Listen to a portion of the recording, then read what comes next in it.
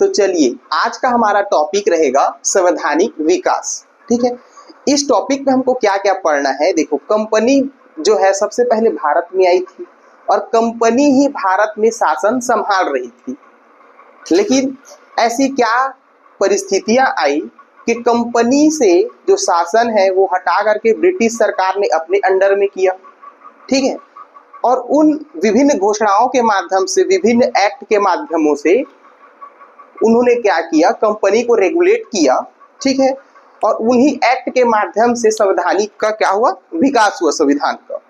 तो चलिए देखते हैं कौन कौन से एक्ट रहे। ठीक है, और उसके माध्यम से कैसे उन्होंने कंपनी पर रेगुलेट किया और अपना शासन स्थापित किया, और उससे हमारे संविधान में क्या क्या संवैधानिक विकास आई। इन एक्ट के माध्यम से हमने क्या क्या अपने संविधान में ग्रहण किए। तो सबसे पहले हम जो पढ़ते हैं वो है 1773 का रेगुलेटिंग एक्ट।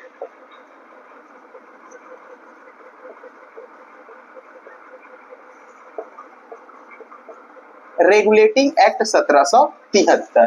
देखिए ये क्यों आया। ठीक है, इसको जानने से पहले हम थोड़ी सी कंपनी के बारे में जानते हैं। देखिए 1599 में कंपनी जो है वो बनी थी, east India company. East India company का 1599 ईस्वी में निर्माण हुआ था।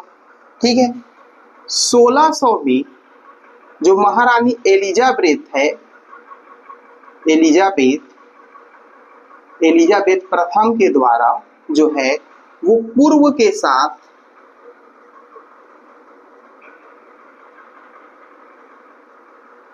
व्यापार करने का एकाधिकार प्राप्त हुआ था।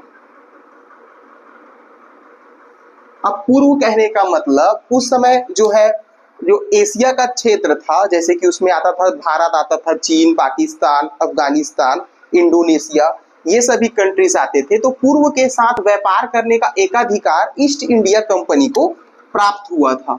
ठीक है, ईस्ट इंडिया कंपनी को, ठीक है, किसने दिया था, तो महारानी एलिजाबेथ प्रथम ने। लेकिन ये एकाधिकार जो है वो 15 वर्ष तक के लिए था। सिर्फ 15 वर्ष के लिए व्यापारिक एकाधिकार मिला था ईस्ट इंडिया कंपनी को।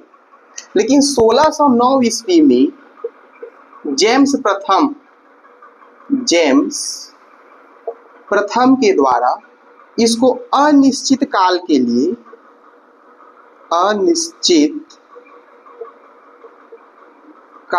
लिए व्यापारिक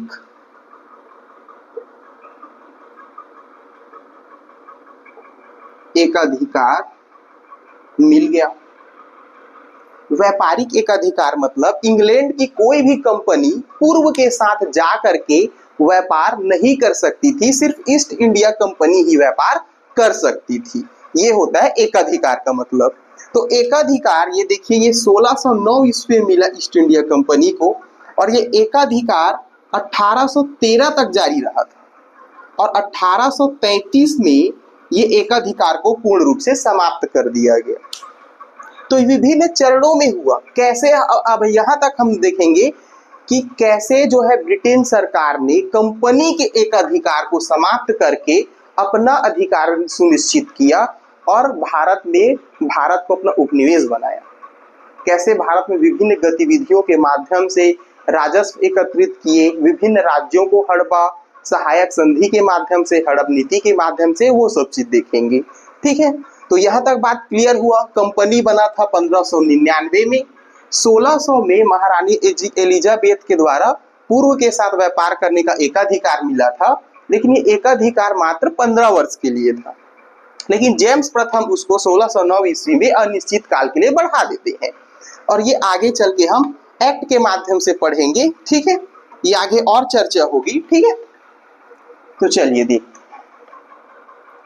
अब देखो ये रेगुलेटिंग एक्ट क्यों आया था। तो सबसे पहले आप लोग देखेंगे, थोड़ा पृष्ठभूमि में जाएंगे। 1764 में बक्सर का युद्ध हुआ था। बक्सर का युद्ध हुआ था 1764 में, और इस बक्सर के युद्ध के द्वारा 1765 में इलाहाबाद की संधि हुई थी। इलाहाबाद की संधि। और ये इलाहाबाद संधि के तहत जो है बंगाल, ये हम हिस्ट्री में अच्छे से पढ़ेंगे, बंगाल, बिहार और उड़ीसा में राजस्व संग्रहण का अधिकार कंपनी को प्राप्त हुआ।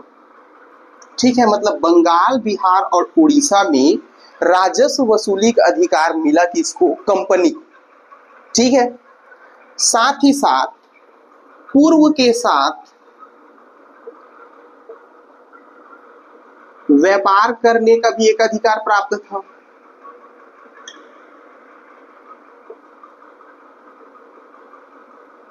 ठीक है, मतलब कि आप समझिए कि बंगाल, बिहार, उड़ीसा में आप राजस्व का संग्रहण भी कर रहे हैं और व्यापारिक एक अधिकार भी आपके पास प्राप्त है, लेकिन फिर भी कंपनी जो है वो घाटे में चल रही थी, कंपनी को लॉस हो रहा था। तब ब्रिटेन के संसद ने जारी किया। ब्रिटेन के संसद को क्या चाहिए?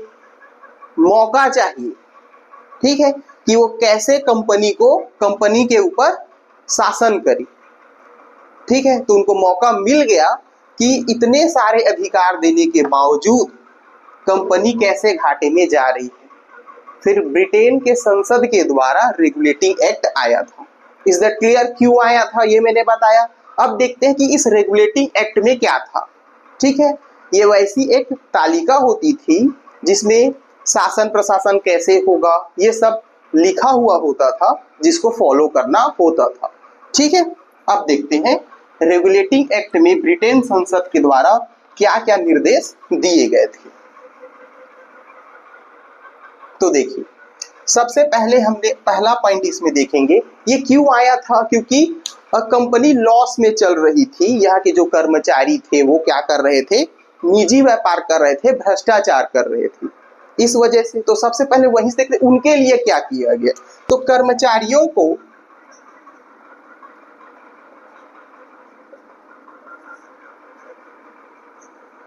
बिना लाइसेंस के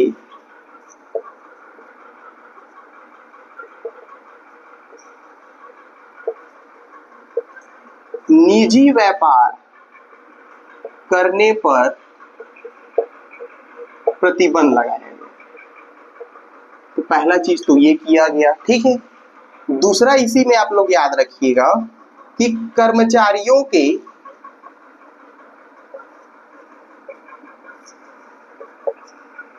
वेतन को बढ़ाया गया। अब कर्मचारियों के वेतन को क्यों बढ़ाया गया? ताकि उनको लगे कि देखिए, कर्मचारी को वेतन कम रहे होंगे तभी तो निजी व्यापार किए होंगे, तभी तो भ्रष्टाचार किए होंगे। तो इसलिए उन्होंने सोचा कि इनके वेतन को हम बढ़ा देते ताकि ऐसी हरकत ये दोबारा न करें। इनके कर्मचारियों का वेतन बढ़ाया गया। इन्हें किसी प्रकार से उपहार या फिर कह सकते हैं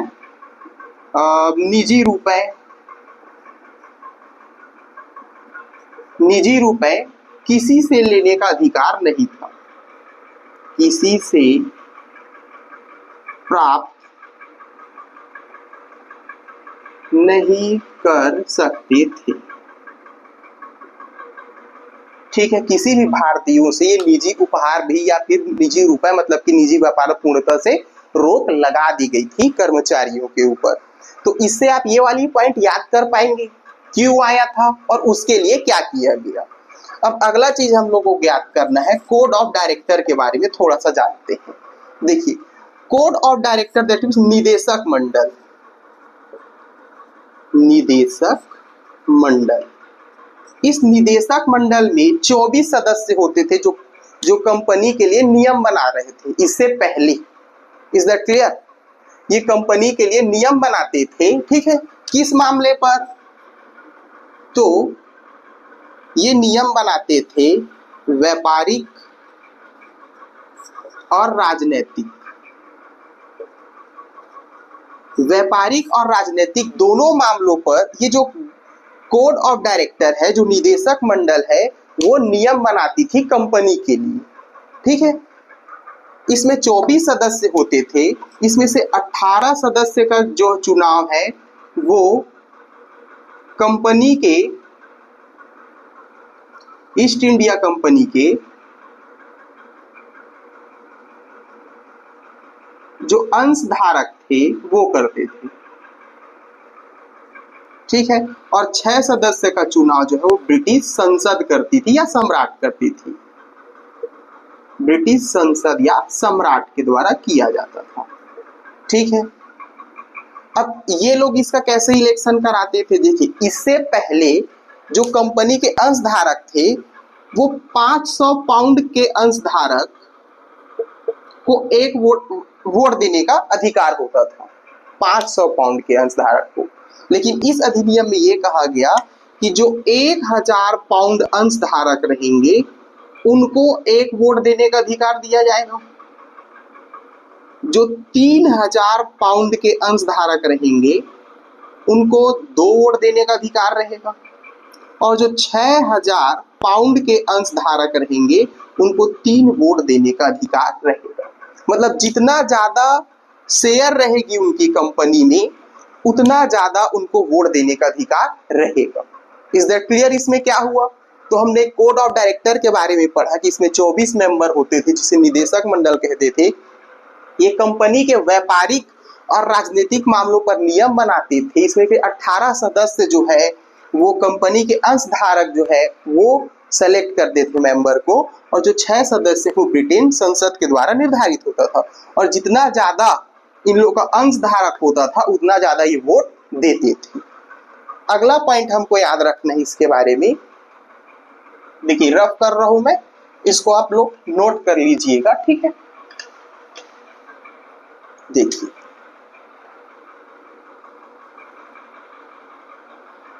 ब्रिटेन का जो शासन क्षेत्र था, जो कंपनी के महत्वपूर्ण क्षेत्र थे वो 3 क्षेत्र थे। कौन कौन से? यहां पर था आपका बंगाल, ये है आपका बंबई, और यहां पे थे मद्रास। तो ये 3 शासन क्षेत्र होता था, ठीक है। तो रेगुलेटिंग एक्ट में क्या, अभी तक यहाँ के गवर्नर, बंगाल के गवर्नर बंगाल के लिए नियम कानून बनाते थे, यहाँ के गवर्नर यहाँ के लिए, और यहाँ का गवर्नर यहाँ के लिए। इस रेगुलेटिंग एक्ट में क्या किया गया, जो बंगाल का गवर्नर है, बंगाल का गवर्नर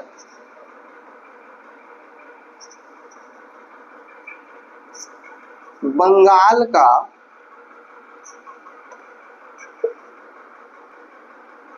गवर्नर जनरल कहने लगे। बंगाल, अभी तक बंगाल के गवर्नर कहते थे, अब बंगाल का गवर्नर जनरल कहने लगे, और बंबई और मद्रास के गवर्नर को इस बंबई के गवर्नर जनरल के अधीन कर दिया गया, इसके नियंत्रण में करते थे, क्योंकि बंगाल उनके लिए महत्वपूर्ण एरिया था, ठीक है। सारे संसाधन बंगाल में थे, इसलिए बंगाल को ही मुख्य चुना गया इनकी तुलना में। Is that clear? ठीक है। और पहले बंगाल के गवर्नर जनरल कौन थे अगर आपसे पूछा जाए, तो वो थे वॉरेन हेस्टिंग। वॉरेन हेस्टिंग ये बंगाल के प्रथम गवर्नर जनरल थे। अब देखिए इनका कार्य जो है वो ज्यादा हो गया, क्योंकि इनको नियंत्रण करना है इनके ऊपर। Is that clear? इसलिए इनकी सहायता के लिए 4 अन्य परिषद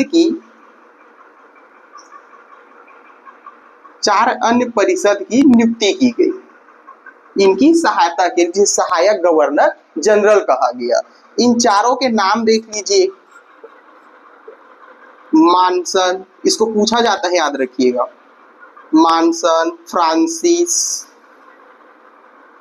बोरवेल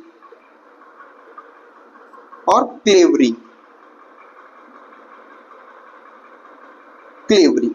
ठीक है, मानसन, फ्रांसिस, बोरवेल और क्लेवरी, ये 4 इसके सहायक गवर्नर जनरल थे बंगाल के। अब देखिए तो फैसला कैसे होता था, तो सारी चीज इन पर डिपेंडेंट थी। मान लो कोई विधि है जिसको लागू करना है, अगर ये 3-1 से पारित कर दे, 4-0 से पारित कर दे, तब वो विधि लागू हो जाती थी। मान लो 2-2 पर अगर अटक गए तो वॉरेन हेस्टिंग उसमें निर्णायक मत दे सकता था। तो अभी तक वॉरेन हेस्टिंग को क्या अधिकार था कि वो निर्णायक मत दे सकते थे,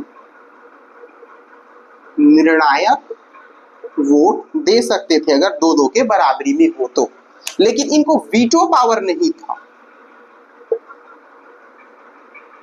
वीटो पावर नहीं था वॉरेन हेस्टिंग को। वीटो पावर क्या होता है, देखिए अगर कोई विधि है उसमें वीटो पावर ये होता है जो वॉरेन हेस्टिंग चाहेगा वो होगा, चाहे वह निर्णय 3-1 से हो, 4-0 से हो, 2-2 से, कुछ भी हो, जो वॉरेन हेस्टिंग चाहेगा वो विधि उस क्षेत्र में लागू होगी, ये होती है वीटो पावर।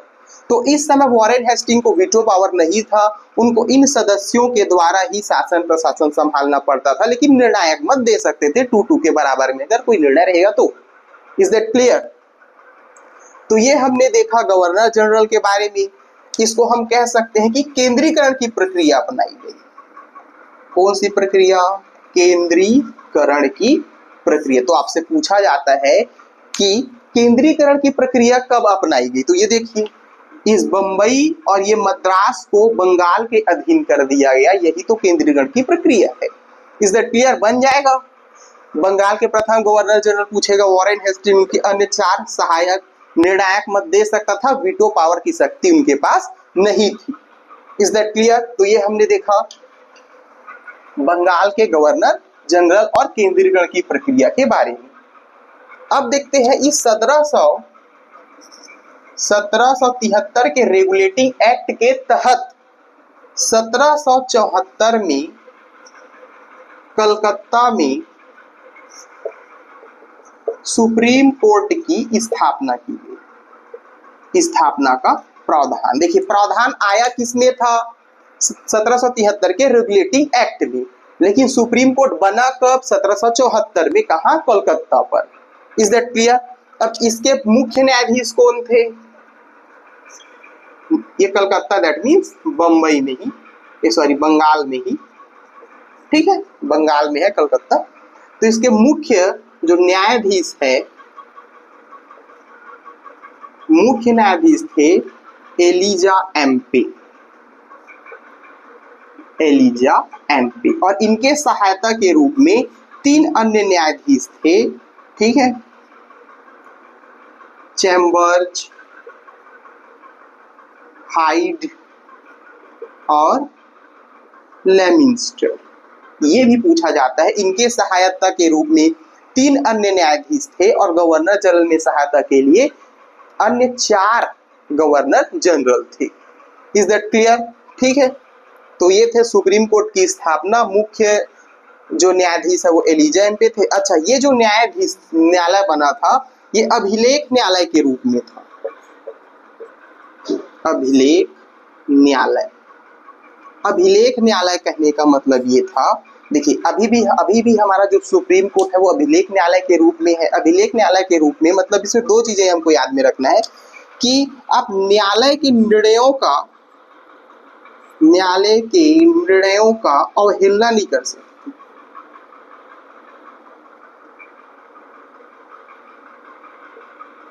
अवहेलना या अवमानना नहीं कर सकते हैं। जो निर्णय दिया उनको स्वीकार करना पड़ेगा।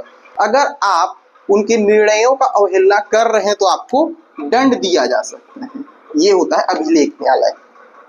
और ये जितने भी निर्णय हैं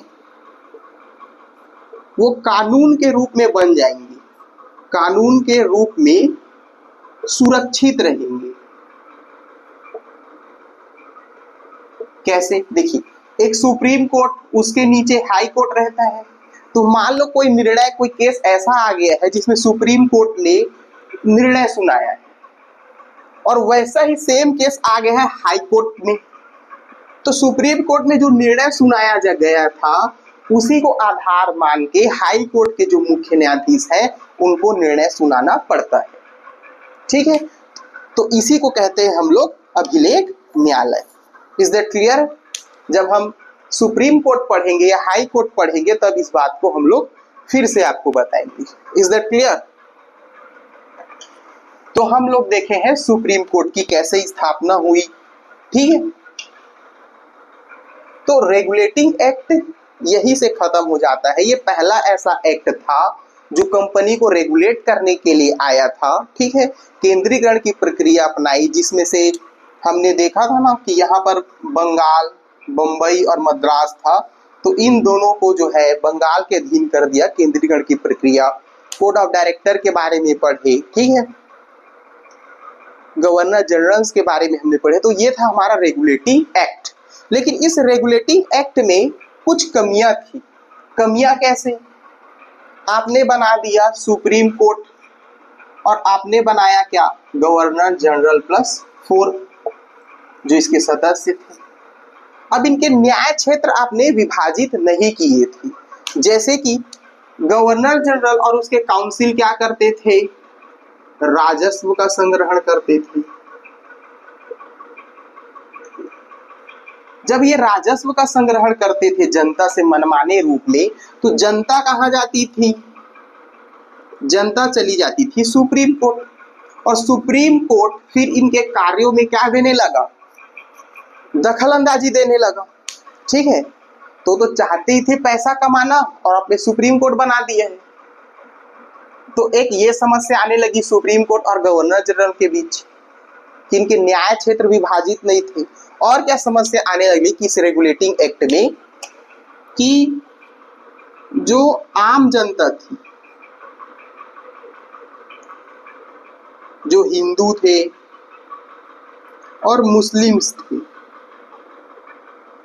ठीक है, उनकी संस्कृति प्रभावित होने लगी। कैसे? क्योंकि ये सुप्रीम कोर्ट जो है वो अंग्रेजी कानून के हिसाब से, अंग्रेजी कानून के तहत निर्णय देती थी, जिससे हिंदू और मुस्लिम्स की संस्कृति जो है वो प्रभावित हुई। विवाद आने लगे थे कि हमारी संस्कृति का क्या होगा, क्योंकि उस टाइम हिंदुइज्म और मुस्लिम्स उनमें निजी कानून में बहुत विश्वास रखते थे और ये इंग्लिश कानून था यहाँ पे। तो दो समस्या आने लगी, एक तो राजस्व संबंधी समस्या और एक जो है वो हिंदू और मुसलमान के अपने निजी कानून से संबंधित, ठीक है। तो इसको सुधारा गया 1781 के संशोधन अधिनियम में। तो ये रेगुलेटिंग एक्ट इतना ही था। इसके बाद हमको पढ़ना है, दूसरा हमको पढ़ना है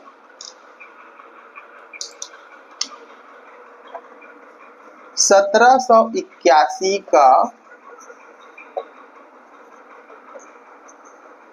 संशोधन अधिनियम। अब जो दो समस्या आ रही थी, दोनों समस्याओं को इसमें समाप्त कर दिया गया। कैसे? राजस्व संबंधित मामलों पर सुप्रीम कोर्ट के हस्तक्षेप को खत्म कर दिया गया कि सुप्रीम कोर्ट जो है वो गवर्नर जनरल और उसकी काउंसिल द्वारा लिए गए निर्णय राजस्व संबंधित मामलों पर हस्तक्षेप नहीं करेगी। कंपनी के कोई भी कार्यों पर हस्तक्षेप नहीं कर सकती सुप्रीम कोर्ट, ये कहा गया। दूसरा, जो सुप्रीम कोर्ट है उसमें हिंदू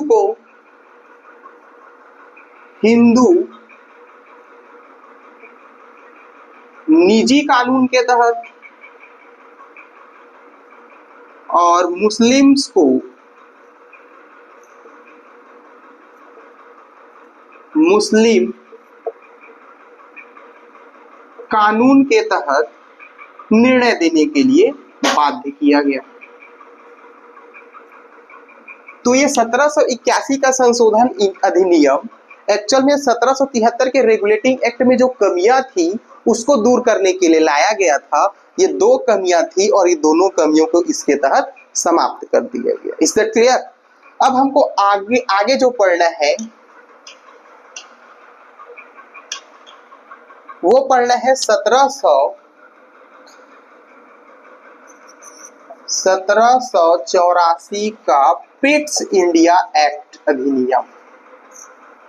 पिट्स इंडिया एक्ट।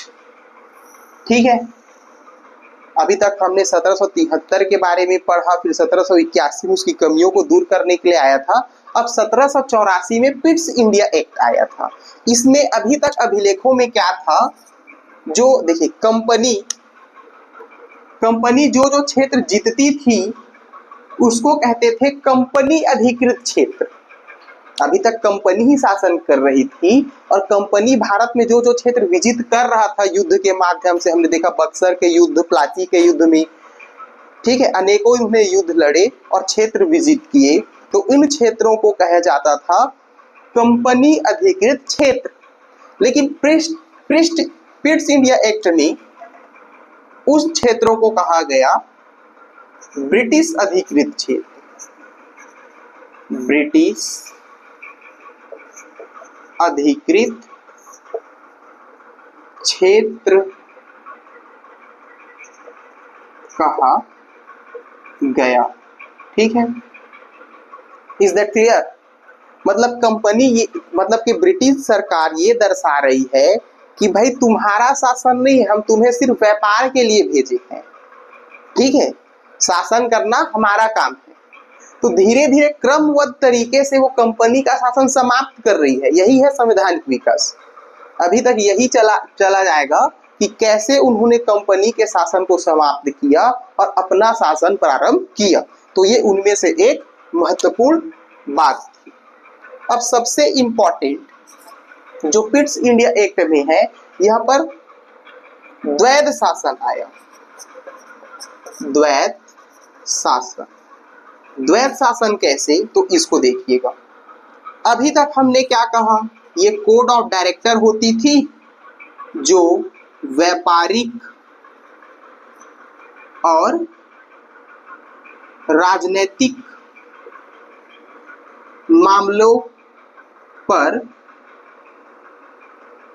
नियंत्रण करती थी। ठीक है, लेकिन अब यहाँ पर एक नई संस्था बनाई गई जिसे कहा गया board of director, board of control. ठीक है, एक नई संस्था बनाई गई पिट्स इंडिया एक्ट में, बोर्ड ऑफ कंट्रोल, इस नियंत्रण मंडल। ठीक है, अब देखिए इसमें बोर्ड ऑफ कंट्रोल के बारे में आपको बता दें, इसमें 6 सदस्य होते थे। इसमें कितने सदस्य होते थे? 6 सदस्य। और ये पूरे के पूरे जो है वो ब्रिटेन के मंत्रिमंडल से होते थे। ठीक है, और इस कोड ऑफ डायरेक्टर में हमने देखा था कि 18 और 6 में था। 18 सदस्य जो है कंपनी के अंशधारक का होता था और जो 6 सदस्य है वो ब्रिटेन संसद तय करती थी। लेकिन इसमें जो 6 सदस्य होते थे वो 6 के 6 ब्रिटिश मंत्रिमंडल के सदस्य होते थे। ठीक है, अब इनको जो है वो राजनीतिक मामलों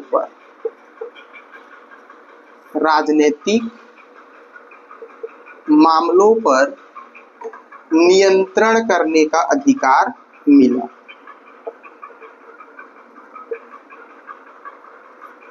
किसको? बोर्ड ऑफ कंट्रोल को। अब ये सिर्फ व्यापारिक मामलों पर नियंत्रण करती थी। कौन? डायरेक्टर जो है, निदेशक मंडल। और जो बोर्ड ऑफ कंट्रोल थी वो राजनीतिक मामलों पर नियंत्रण करती थी। तो इसी को हम कहते हैं द्वैध शासन। ठीक है, क्योंकि इसमें देखिए ये 6 सदस्य ब्रिटेन से आते थे, तो कैसे वो ब्रिटेन जो है वो कंपनी के अधिकार को समाप्त कर रही है धीरे धीरे, और खुद जो है वो शासन करने पर ध्यान दे रही है क्रमबद्ध तरीके से। ये एकाएक नहीं हो गया है। Is that clear? अब इसमें ये निर्णय लिया गया कि जो गवर्नर है, अच्छा पहले तो गवर्नर के जो सहायक थे, सहायक गवर्नर, वो 4 से घटा करके 3 कर दिया गया। मतलब कि अब सिनेरियो क्या रहा? 1+3 का।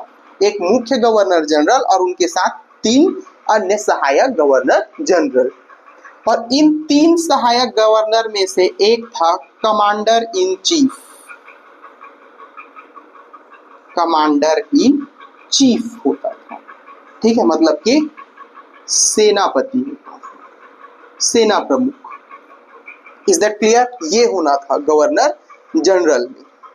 ठीक है, तो गवर्नर जनरल के बारे में पढ़े कि 4 अन्य सहायक गवर्नर जनरल थे 1773 के रेगुलेटिंग एक्ट में। तो 4 से करके उसमें घटाकर 3 कर दिया गया गवर्नर जनरल को, जिसमें से एक जो है, इन 3 में से कोई एक कमांडर इन चीफ या फिर सेनापति होना था। तो ये हमने पढ़ा।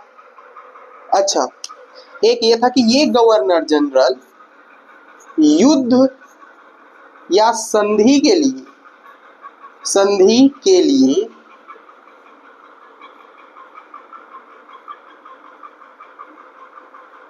ब्रिटेन से परमिशन लेना पड़ता था। परमिशन को क्या बोले? सहमति।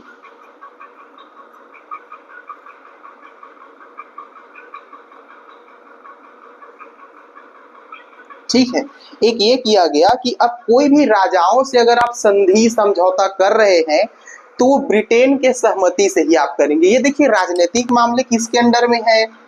Board of control. Board of control मतलब ब्रिटिश मंत्रिमंडल।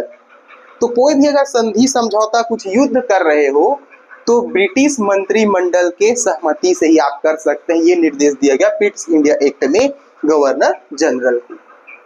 तो पिट्स इंडिया एक्ट में हमने क्या देखा? जो अभी तक जो कंपनी अधिकृत क्षेत्र होती थी उसको ब्रिटिश अधिकृत क्षेत्र कहा गया। ठीक है, यहाँ पर द्वैत शासन आया, बोर्ड ऑफ कंट्रोल, एक नई संस्था का विकास हो जिसमें 6 सदस्य होते थे जो ब्रिटिश मंत्रिमंडल के ही सदस्य होते थे, जो राजनीतिक मामलों पर ध्यान देती थी। और बोर्ड ऑफ कंट्रोल जो पुरानी संस्था थी वो केवल व्यापारिक मामले तक ही सीमित रह गई। तो इसी को कहते हैं हम लोग द्वैत शासन। ठीक है, और गवर्नर जनरल का जो सदस्य है, अन्य सहायक जो सदस्य है, वो 4 से घटाकर 3 कर दिया गया। और इन 3 सहायक में से एक किसको रखा गया? इन 3 में से कोई एक कमांडर इन चीफ के पद पर होता था। और गवर्नर जनरल बिना ब्रिटिश जो कैबिनेट है उसकी सहमति से किसी रियासत से तुम संधि समझौता करने पर प्रतिबंध लगा दिया गया था। तो ये था पिट्स इंडिया एक्ट अधिनियम। अब अगला लास्ट देखते हैं आज का 1786 का एक्ट।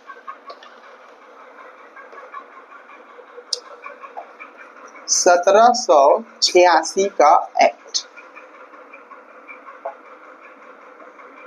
ये आज का चौथा टॉपिक है, 1786 का एक्ट। अब 1786 में लॉर्ड कॉर्नवालिस को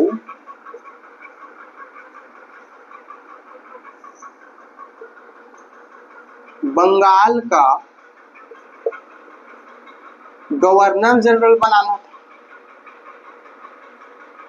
तो कॉर्नवालिस ने 2 शर्तें रखी कि मैं 2 शर्त पर गवर्नर जनरल बनूं, क्योंकि कॉर्नवालिस बहुत प्रभावशाली गवर्नर बन सकते थे। इसलिए इन्होंने 2 शर्तें रखी कि मैं 2 शर्तों पर जो है गवर्नर जनरल बनूंगा बंगाल का। पहली शर्त क्या थी कि विशेष मामलों पर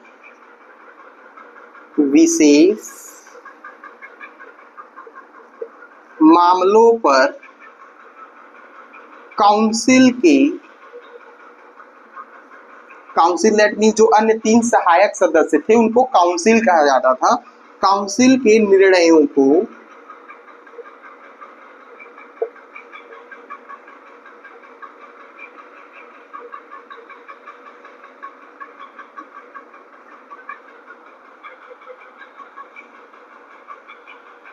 विशेष मामलों पर काउंसिल के निर्णयों को न मानने का अधिकार दिया गया। न मानने का अधिकार। अभी तक हम लोग देख रहे थे कि 3(1) के निर्णय में मतलब काउंसिल जो निर्णय लेती थी वो गवर्नर जनरल को मानना पड़ता था, लेकिन इन्होंने ये शर्त रखी कि विशेष मामलों पर मैं उनका जो निर्णय है उनको नहीं मान सकता हूँ। मतलब इसको आप देखिए, हर मामले पर नहीं दिया गया था, विशेष मामलों पर। तो इसको आप आंशिक वीटो शक्ति बोल सकते हैं, आंशिक वीटो पावर। आंशिक वीटो पावर प्रदान किया गया लॉर्ड कॉर्नवालिस को, क्योंकि वो शर्त रखा था। और दूसरी शर्त थी उसकी, कमांडर इन चीफ का पद दिया जाए, कमांडर इन चीफ का पद प्रदान किया जाए। ठीक है, मतलब कि सेना प्रमुख। अभी तक हम कमांडर इन चीफ में क्या देख रहे थे, पिट्स इंडिया एक्ट में जो 1+3 था, इन 3 अन्य सदस्यों में से ही कमांडर इन चीफ का पद पे होता था, लेकिन इन्होंने ये शर्त रखी कि मैं ही कमांडर इन चीफ रहूंगा और विशेष मामलों में मैं जो काउंसिल है उसके निर्णयों को नहीं मानूंगा। तो ये हमने देखा 1786 का एक्ट जो कार्नवालिस के लिए स्पेशली आया था। तो इज दैट क्लियर? तो हमने देखा अभी अभी, तो पूरा मैं रिवीजन करा देता हूँ एक बार फिर से। पहला हमने देखा, आज का टॉपिक था 1773 का रेगुलेटिंग एक्ट, फिर 1781 में संशोधन आया, 1784 में पिट्स इंडिया एक्ट आया, 1786। तो आज हमने ये 4 टॉपिकों पर बात की है। 1773 के रेगुलेटिंग एक्ट में हमने क्या देखा कि कैसे केंद्रीकरण की प्रक्रिया प्रारंभ की गई। ठीक है, बंगाल के गवर्नर को बंगाल का गवर्नर जनरल बनाया गया, वॉरेन हेस्टिंग थे वहां के, उनके सहायता के लिए 4 अन्य सदस्यों की नियुक्ति की गई थी। उसी को हम लोग केंद्रीकरण की प्रक्रिया कहते हैं। ये 1773 के रेगुलेटिंग एक्ट में आया था। ठीक है, सुप्रीम कोर्ट की स्थापना हुई 1774 में। कर्मचारियों के वेतन को क्या किया गया, वेतन बढ़ाया गया, उनको किसी प्रकार से उपहार लेने पर प्रतिबंधित था, बिना लाइसेंस के निजी व्यापार पर उनको प्रतिबंध किया गया था। Is that clear? Code of director के बारे में हमने देखा कि जिसका जितना ज्यादा अंशधारक थे वो ज्यादा वोट दे सकते थे। फिर हमने इसमें कुछ कमियां थी तो 1781 में आई कि जो सुप्रीम कोर्ट है वो सुप्रीम कोर्ट का कार्य क्षेत्र और गवर्नर का कार्य क्षेत्र दोनों को पृथक किया गया कि जो गवर्नर सुप्रीम कोर्ट है वो गवर्नर के और राजस्व संबंधित मामले या किसी भी संबंधित मामलों पर हस्तक्षेप नहीं कर सकता था, और जो अंग्रेजी कानून लागू था उस पर विवाद हो रहा था, इसलिए उन हिंदुओं को हिंदू कानून के हिसाब से और मुसलमानों को मुस्लिम लॉ के हिसाब से जो है वो निर्णय दिया जाता था। ये हमने देखा 1781 में।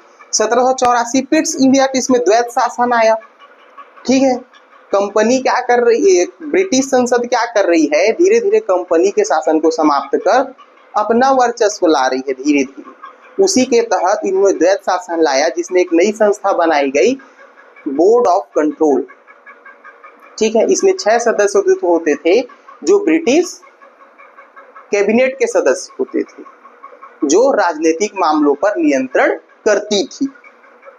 और हमने देखा कि अभी तक जो क्षेत्र जीतती ही कंपनी उसे कंपनी अधिकृत क्षेत्र कहते थे, लेकिन इस क्षेत्र में हम लोग देखते हैं, इस सेक्टर में देखते हैं उसको ब्रिटिश अधिकृत क्षेत्र कहा गया।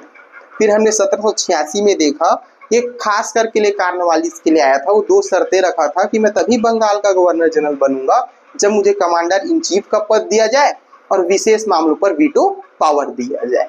तो इस तरीके से हमारा आज का टॉपिक कंप्लीट होता है। कल हम चार्टर एक्ट को देखेंगे। 4 बार चार्टर एक्ट आया था, 1793, 1813, फिर 1833, फिर 1853। 4 बार चार्टर एक्ट आया। इन चारों के बारे में हम लोग कल देखेंगे। Is that clear? Thank you.